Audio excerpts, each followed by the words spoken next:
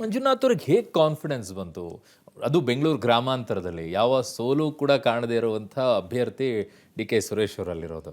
ಅವ್ರ ಎದುರಾಳಿಯಾಗಿ ನಾನು ನಿಲ್ತೀನಿ ಅಂತಂದಾಗ ಯಾವ ಅಂಜಿಕೆ, ಯಾವ ಭಯ, ಇಷ್ಟೊಂದು ಕಾನ್ಫಿಡೆನ್ಸ್ ಹೇಗೆ? ಇಲ್ಲ, ಚುನಾವಣೆ ಬಗ್ಗೆ ನನಗೇನು ಭಯ ಇಲ್ಲ. ಏನು ಭಯ ಇಲ್ಲ. ಇನ್ಫ್ಯಾಕ್ಟ್ ನನಗೆ ಈ ತುಂಬ ಸೀರಿಯಸ್ ಪೇಷಂಟ್ ಮಾಡುವಾಗ ಪ್ರೊಸೀಜರ್ ಮಾಡುವಾಗ ಭಯ ಇರ್ತಾ ಇತ್ತು.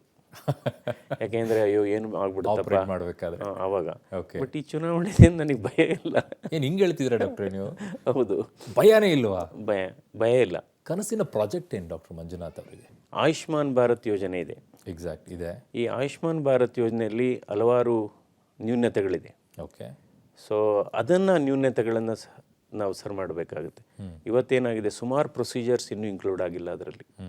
ಯಾಕೆಂದರೆ ಆಯುಷ್ಮಾನ್ ಭಾರತ್ ಸ್ಕೀಮ್ ಇರೋದು ಬಡ ರೋಗಿಗಳಿಗೆ, ಅಂದರೆ BPL ಕ್ಯಾಟಗರಿ ಪೇಷಂಟ್ಸ್ಗೆ. ಸೊ ಅದನ್ನು ನ್ಯೂನತೆ, ಇನ್ನು ಕೆಲವು ಪ್ರೊಸೀಜರ್ಸ್ನ ಸೇರಿಸ್ಬೇಕಾಗುತ್ತೆ. ನಂತರ ಏನಾಗಿದೆ, ಕೆಲವು ಆಸ್ಪತ್ರೆಗಳು ಕೇಂದ್ರದ ಆಡಳಿತದಲ್ಲಿ ಬರತಕ್ಕಂಥ ಆಸ್ಪತ್ರೆ, ಏಮ್ಸ್ ಅಂತ ಏನು ಹೇಳ್ತೀವಿ, ಸೊ ಅಲ್ಲೂ ಕೂಡ ಹಲವಾರು ಸಮಸ್ಯೆಗಳಿದೆ.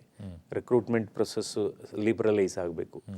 ಈಗ ಏನಾಗುತ್ತೆ, ಈ ಆಸ್ಪತ್ರೆ ಕೇವಲ ಈ ಉಪಕರಣಗಳಿಂದ ಮತ್ತು ಕಟ್ಟಡಗಳಿಂದ ಮಾತ್ರ ಒಳ್ಳೆಯ ಚಿಕಿತ್ಸೆ ಕೊಡಲಿಕ್ಕಾಗಲ್ಲ.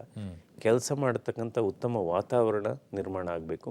ಅದಕ್ಕೋಸ್ಕರ ಹಲವಾರು ಬದಲಾವಣೆ ತರಬೇಕಾಗುತ್ತೆ. ರಿಕ್ರೂಟ್ಮೆಂಟು ಅಂದರೆ ಡಿಸೆಂಟ್ರಲೈಸೇಷನ್ ಆಗಬೇಕು, ಅಧಿಕಾರ ವಿಕೇಂದ್ರೀಕರಣ ಆಗಬೇಕು, ನಂತರ ಡೆಲಿಗೇಷನ್ ಆಫ್ ಪವರ್ಸ್ ಆಗಬೇಕು.